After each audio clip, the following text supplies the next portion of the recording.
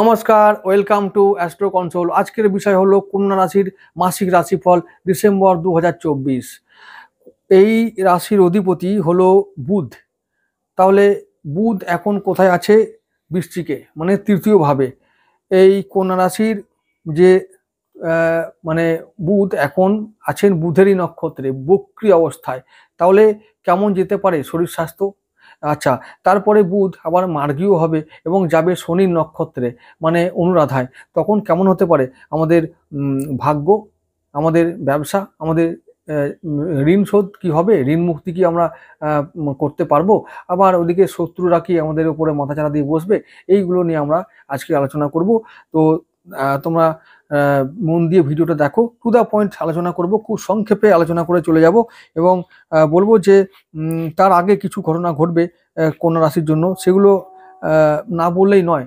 এই ঘটনাগুলো যেগুলো ডিসেম্বর মাসে ঘটবে, এর প্রভাব ডিরেক্টলি পড়বে কন্যা রাশির রাশি ও লগ্নের ওপরে, মানুষগুলোর ওপরে। তো সেটা কোন কোন ঘটনা সেগুলো আমি বলে রাখছি। প্রথম যেটা ঘটবে সেটা হলো শুক্র ও শনির নক্ষত্র পরিবর্তন, শুক্রের ও রবির রাশি পরিবর্তন, মঙ্গলের বক্রী হওয়া, বুধের মানে বক্রী বুধের মার্গী হওয়া এবং মার্গী বুধের নক্ষত্র পরিবর্তন করে শনির নক্ষত্র অনুরাধায় সঞ্চার করা এবং কুম্ভ রাশিতে শুক্র ও শনির সহাবস্থান করা।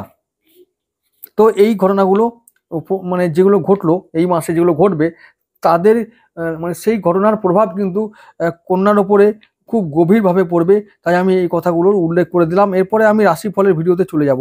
রাশিফলের ভিডিও বলার আগে আমি বলবো যে গোচর ফলে বিশেষ কোনো পরিবর্তন এ মাসে হবে না, শুধুমাত্র রবি ও শুক্রের রাশি পরিবর্তন ছাড়া। তাই আমি ওগুলো নিয়ে বলছি না, আমি রাশিফলে ডিরেক্ট চলে যাচ্ছি। লগ্নপতি বুধ তোমাদের হচ্ছে যে তৃতীয়ভাবে আছে বৃশ্চিক রাশিতে। খুব খারাপ জায়গা, কিন্তু এটা বুধের সবথেকে খারাপ জায়গা। তাই বুধ যতদিন পর্যন্ত বৃশ্চিকে থাকবে তোমাদের জীবনে কিন্তু চ্যালেঞ্জও বাড়বে। তবে রেহাই হবে এটাই যে বুধ কিছুদিন পরে যাবে শনির নক্ষত্রে। তাই বলবো যে পঞ্চমপতি নক্ষত্রে যাবে যখন, তখন সন্তান ও বিদ্যার উন্নতি, প্রেমে উন্নতি, তো এই জায়গায় একটু উন্নতি হবে। তো শরীর স্বাস্থ্যে উন্নতি হবে, তখন এইসব বিষয়গুলো হবে। দ্বিতীয় ভাবে যদি বলি, দ্বিতীয় ভাব মানে তুলা রাশি, তার অধিপতি শুক্রদেব, তিনি এখন আছেন চতুর্থ ভাবে। তাহলে কি হচ্ছেন? সঞ্চয় এবং তারপর হচ্ছে যে গৃহে উন্নতি, পরিবারে উন্নতি হচ্ছে। এবং তারপরে যখন তিনি পঞ্চমে চলে যাবেন, তখন তিনি করবেন কি? সন্তানের উন্নতি করবেন, সঞ্চয় করাবেন, সন্তানের দ্বারা সঞ্চয় হবে, তো বিদ্যায় বাধা দূর হবে, তো বিদ্যা বাধা, প্রেমে বাধা দূর হবে। তো এরকম দ্বিতীয় পতি হিসাবে শুক্র ভালো ফল দিয়ে যাবে, সঞ্চয় হবে, তো এটা নিয়ে চিন্তার কোনো কারণ নেই। এরপরে চলে আসছি তৃতীয় পতি মঙ্গলদেবের কথায়। তৃতীয় পতি মঙ্গলদেব তিনি এখন আছেন কর্কট রাশিতে একাদশ ভাবে, বক্রী হয়ে, একবারে নিচস্থ হয়ে বক্রী হয়ে আছেন শনির নক্ষত্রে। তাহলে কি হবে? ওই যে পঞ্চমপতির নক্ষত্র যে, তাই আশেপাশের মানুষরাও আমাদেরকে সাহায্য করবে এবং যেটা হচ্ছে যে আমরা যে কোনো কাজে হাত লাগাবো সেটা আমরা সাকসেসফুল হব। প্ল্যানিং করলে প্ল্যানগুলো সাকসেসফুল হবে, কাজগুলো পেন্ডিং কাজগুলো এবার ফিনিশ হবে। তো মনে বল আসবে, আত্মবিশ্বাস আসবে। যে কোনো কাজ আমরা করব তো এখন মন দিয়ে করব, তাহলে ভালো ফল পাবো। তো এবার আসছি চতুর্থপতির কথায়। চতুর্থপতি বৃহস্পতি আছে তোমাদের নবম ভাবে। তাহলে কি করছে না, কি করবে? বৃহস্পতি এখন চাঁদের নক্ষত্রে আছে, একাদশপতি, মানে একাদশপতি নক্ষত্রে। তাহলে বৃহস্পতি এবার কি গৃহে উন্নতি করবে? হ্যাঁ, অবশ্যই উন্নতি করবে, পরিবারে শান্তি আনবে, মনে শান্তি আনবে, যেটা এতদিন পর্যন্ত হচ্ছিল না। তবে আবার বলছি যে গৃহে এবং পরিবারে যদি তোমরা স্থায়ী শান্তি চাও, তাহলে এই বিষয়ে তোমাদেরকে এই মাসে ভাবতে হবে। কারণ দেবগুরু বৃহস্পতি অলরেডি বক্রী হয়ে গেছেন আগের মাসে, মানে নভেম্বরে। তো খুব সাবধান, এই বিষয়ে কাজ করো। এই বিষয়ে আগামী দিনে অনেক কিছু কাজ করা তোমাদের জীবনে বাকি আছে। তো পঞ্চমপতি এবং ষষ্ঠপতি শনিদেবের কথা বলবো। শনিদেব এখন আছে ষষ্ঠ ভাবে, তো শত্রু দমন করছেন তিনি, তো ঋণ মুক্তি ঘটাচ্ছেন। তিনি আমাদের এখন সন্তানের উন্নতি করাচ্ছেন, বিদ্যায় বাধা দূর করছেন। এগুলো এখন শনিদেব করছেন, এবং এগুলো আগামী দিনে হবেও। পরবর্তী ভাব যেটা সপ্তমপতির দেবগুরু বৃহস্পতি আছেন নবম ভাবে, তো তিনি ব্যবসা বাণিজ্যে উন্নতি করাচ্ছেন, এখনো করাবেন আগামী মাসে। মানে দেবগুরু বৃহস্পতি এখন বক্রী হচ্ছেন, তো ব্যবসা নিয়ে ভাবতে হবে। ব্যবসা থেকে আরো কিভাবে ইনকাম করা যায় এবং সেটাকে ইনভেস্ট করে আগামী দিনে আরো কি করে বৃদ্ধি করব এবং সেখান থেকে আরো দ্বিগুণ ইনকাম করব, সেটা নিয়ে এই সময় ভাবতে হবে। এবং ভাবলে তোমরা রাস্তা পেয়ে যাবে, এবং রাস্তা যাতে পাও সেজন্য তোমাদেরকে দেবগুরু বৃহস্পতি সাহায্য করবে। সপ্তমপতি নবমভাবে থাকলে মানে জানবে যে পার্টনারের মাধ্যমে এবং ব্যবসার মাধ্যমে, দাম্পত্য সম্পর্কের মাধ্যমে ভাগ্যে উন্নতি হবে। তো এগুলো হবেই। এবার অষ্টমপতি মঙ্গলদেব আছেন তোমাদের একাদশ ভাবে বললাম, তাই ইনকামে ক্রাইসিস আসবে, এবং এটা চলছিল। তো এইবার যখন মঙ্গল বক্রী হবে তখন কিন্তু ইনকামে ক্রাইসিসটা আস্তে আস্তে করে কেটে যাবে। এবার আসছি নবমপতি শুক্রের কথায়। নবমপতি শুক্র যাবে পঞ্চম ভাবে, মানে একদম একটা ত্রিকোণ ভাব থেকে আর একটা ত্রিকোণ ভাবে, মানে ত্রিকোণপতি একটা ত্রিকোণে চলে যাবে। তাহলে পঞ্চম ভাবে যখন ত্রিকোণপতি চলে যায় তখন কি হয়, সেটা বলবান হয়ে যায়। তো কি হবে, আমাদের ভাগ্য পুরো মাস জুড়ে অনুকূলে থাকবে, ভাগ্যে আমরা শুভ ফল পাবো।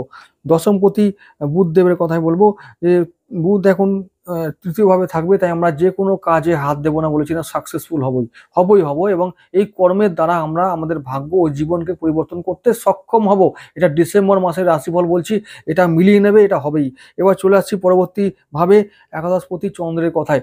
চন্দ্রের কথা বলবো যে যখন চন্দ্র রাহু এবং শনির সঙ্গে সহাবস্থান করবে গোচরে, তখন কিন্তু সাবধান থাকতে হবে ব্যবসা বিষয়ে এবং শত্রু বিষয়ে এবং ঋণের ব্যাপারে। তো বাকি সমস্ত বিষয়ে আমাদের চন্দ্রকে নিয়ে কোনো চিন্তার কোনো কারণ নেই। চন্দ্র ঠিক মতন কাজ করলে, যদি আমরা ইনভেস্ট ঠিক করে করি, রিটার্ন চন্দ্রদেব দিয়ে যাবে, এবং ইনকামের বাধা যেটা মানে আমরা যেটা এক্সপেক্ট করছি আমাদের সুমঙ্গলের কারণে, সেটা আমরা দূর করতে পারবো।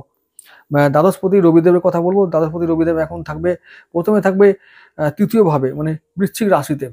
তো মানে যেটা বলছি যে আশেপাশের মানুষরা থাকবে আমাদের শত্রু হয়ে, একটু আইনি ঝামেলা হতে পারে, একটু মানে ভাই বোনদের সঙ্গে মতবিরোধ হতে পারে। তো এইগুলো এবার সমাধান হবে।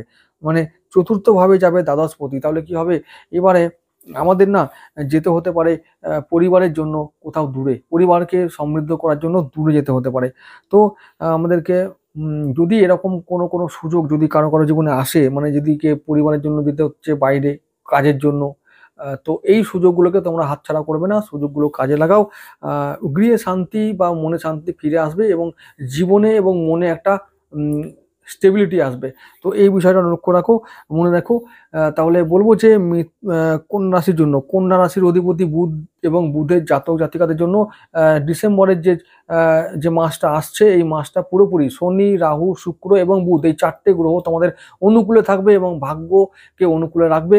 সমস্ত বিষয়, চাকরি বাকরি, ব্যবসা, কর্ম, স্বাস্থ্য, সন্তান, সমস্ত বিষয় শুভ ফল দেবে, একেবারে অনিবার্যভাবে দেবে। এবং বলবো যে যদি কন্যা রাশির সম্বন্ধে কিছু বলতে হয় প্রতিকারের ব্যাপারে, তাহলে বলবো যে অবশ্যই একটা পান্না ধারণ করবে, আর যদি পান্না ধারণ না করতে পারো তাহলে অবশ্যই একটা সাতমুখী রুদ্রাক্ষ ধারণ করবে।